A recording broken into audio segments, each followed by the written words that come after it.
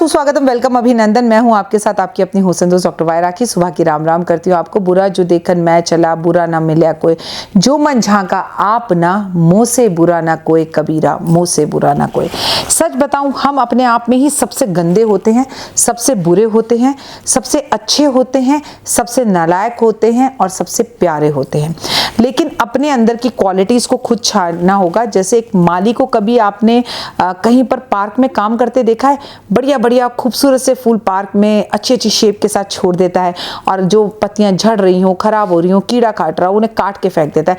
बस जिंदगी के अंदर भी अपने मन को, अपने दोस्तों को ऐसे ही छांटना है आपको। आप अगर सही हैं तो यकीनन सामने वाला हमेशा सही होगा। मैं कभी मान ही नहीं सकती कि दो व्यक्तियों के अंदर लड़ाई और हमेशा एक व्यक्ति गलत हो। हाँ, पर मैंने एक बात जरूर देखी, जब दो व्यक्ति लड़ते हैं तो अपनी जिंदगी के अंदर इतना खूबसूरत समय भूल जाते हैं कि कहाँ एक दूसरे के साथ स्टैंड कर रहे थे, कहाँ एक दूसरे के साथ खड़े थे, कहाँ कितने खूबसूरत मोमेंट एक दूसरे के साथ बिताए थे। यकीन मानिए, दोनों में से एक भी बदतमीजी करने से बाज नहीं आता। सब अच्छाइयाँ धरी रह जाती हैं। लंबा 20-20 साल का टाइम बर्बाद होता हुआ दिखता है, और उससे भी ज़्यादा क्वालिटी टाइम तो मैं उस व्यक्ति का मानती हूँ जो इन दोनों को कुत्ते बिल्ली की तरह लड़ता हुआ देखता है, और इनका तीसरा कॉमन दोस्त होता है। वो किसी एक की तरफ होकर दूसरे दो लोगों को लड़ता हुआ देखकर किसी एक का साथ ले लेता है। कहाँ गए वो लोग जब दो लोग लड़ते थे उनकी दोस्ती कराते थे? कहाँ गई वो बहनें जब भैया भाभी झगड़ते थे उनका आपस में रिश्ता सही कराती थी? कहाँ गई वो बातें जहाँ पर एक नंद भाभी लड़ लेते थे तो दूसरी नंद आकर रिश्ते को सही कराती थी? जहाँ दो बहनें आपस में लड़ लेती थी और भाभी रिश्ते को सही कराती थी? कहाँ गए वो लोग जो रिश्ते को मायने देते थे?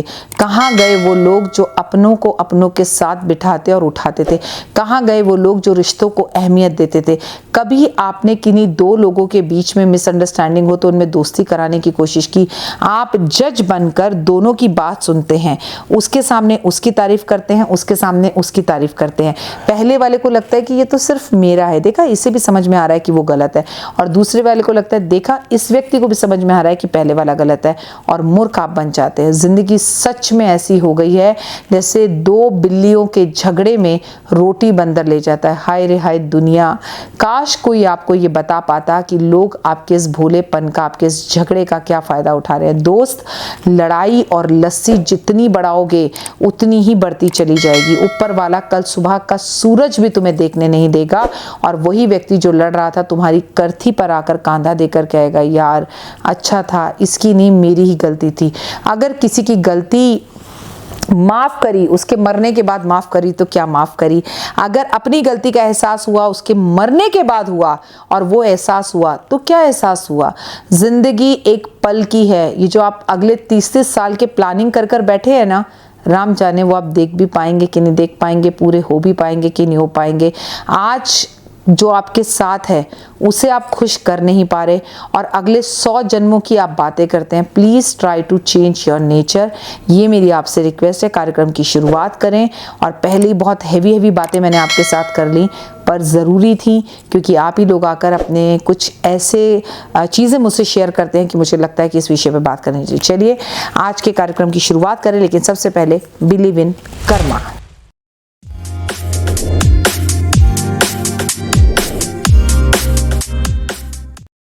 आज हम बात करेंगे प्रदोष की। 12 जून को प्रदोष है, और 12 जून को प्रदोष में एक कुछ खास उपाय मैं आज आपको बताने वाली हूँ। प्रदोष महीने की शिवरात्रि होती है, और शिव की हम पूजा करते हैं, शिव पार्वती की पूजा करते हैं। भगवान बड़ी जल्दी प्रसन्न हो जाते हैं। प्रदोष में हर इच्छाएं पूर्ण होती है। प्रदोष में हम प्रदोष काल में यानी कि गोधूली बेला में शाम के समय पर पूजा करते हैं। दाम्पत्य जीवन को अच्छा करने के लिए प्रदोष का व्रत बहुत ज़रूरी है। प्रदोष महीने में 2 बार आता है, कृष्ण पक्ष और शुक्ल पक्ष का। शिव की पूजा होती है, दाम्पत्य जीवन अच्छा रहता है। मनचाहा जिससे आप प्यार करते हैं उससे आपकी शादी हो सकती है अगर आप प्रदोष का व्रत रखते हैं। आपकी शादीशुदा जिंदगी में अगर कोई प्रॉब्लम हो रही है और आप प्रदोष का व्रत रखें तो वो भी ठीक हो जाती है। भगवान की शाम के समय पूजा करने का फायदा ये होता है, अगर आपके पति का व्यापार अच्छा नहीं चल रहा तो वो अच्छा चलने लग जाता है। अगर आपके घर के अंदर रुकावट है वो सही होने लग जाती है। अगर शनि की महादशा अंतरदशा चल रही है तो शनि की सारसती चल रही है तो प्रदोष का व्रत रखने से शनि आप पे क्रूर दृष्टि डालना बंद कर देते हैं, वहां भी लाभ देने लगते हैं। इस दिन विधि विधान के साथ भगवान का पूजन करना चाहिए। दूध, दही, शहद, घी, चीनी से भगवान का रुद्राभिषेक करना चाहिए और करना कायदे से हर प्रदोष में चाहिए। अगर पंडित को बुलाकर ये करना संभव ना हो तो कोई बात नहीं, कम से कम मैं आपसे इतना ज़रूर कहूँगी कि आप अपने हाथ से ही दूध, दही, शहद, घी अर्पण करें शंकर भगवान पे। शाम के समय से आपको बहुत ज़्यादा लाभ होगा। अगर सोमवार वाले दिन प्रदोष पड़े तो वो सोम प्रदोष कहलाता है। इसी तरह से हर वार पर अगर सोम प्रदोष पड़ता है, मंगलवार वाले दिन भूम प्रदोष कहलाता है। हर प्रदोष का एक अपना महत्व है। 7 दिन के 7 प्रदोष हैं। आपको प्रदोष का व्रत रखने से जिस दिन जो प्रदोष पड़ता है वो ग्रह भी अच्छा होता है। जैसे सोमवार को सोम प्रदोष पर चंद्रमा अच्छा होता है, मंगलवार को अगर प्रदोष पड़ता है तो मंगल ग्रह अच्छा होता है, बुधवार को प्रदोष पड़ता है तो आपकी वाणी और बुध ग्रह अच्छा होता है, गुरुवार को अगर प्रदोष पड़ता है तो गुरु ग्रह अच्छा होता है और आपके पास धन दौलत आता है। शुक्रवार को अगर प्रदोष पड़ता है तो आपका शुक्र ग्रह अच्छा होता है और आपका भोग विलास बढ़ता है, आपकी लग्जरी बढ़ती है, नेम फेम यश और पैसा बढ़ता है। इसी तरह से अगर शनिवार को पड़े तो शनि ग्रह अच्छा होता है, संडे को पड़े तो संडे ग्रह अच्छा होता है। माँ गौरा को गुलाब के फूल अर्पण करने हैं। आज मैं आपको कुछ ऐसे उपाय बता रही हूँ जो आपके घर में धन धान्य की बारिश करेंगे। आज खीर पूरी बनाकर भगवान को भोग लगाएं। आज थोड़ी देर शिव पुराण के कुछ श्लोक और पाठ जरूर करें। आज मंदिर में झाड़ू पोछा और सफाई जरूर करें। गौरा माँ को गुलाब के फूल अर्पण जरूर करें।